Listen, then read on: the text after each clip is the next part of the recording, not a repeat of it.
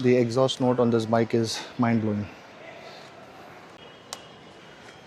Alright, here we go. 3, 2, 1. Before I start the bike, I just want to mention that it's been about 5 days I haven't started the bike. This is the first start that I'm going to give it after 5 days. So there you go, it did not start. Second one, successful. You hear the sound of the exhaust.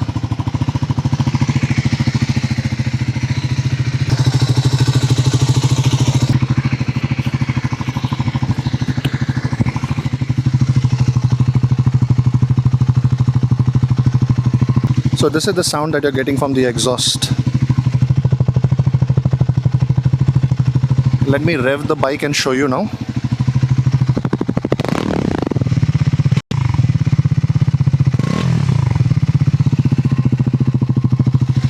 Insane. Lovely, I love the sound.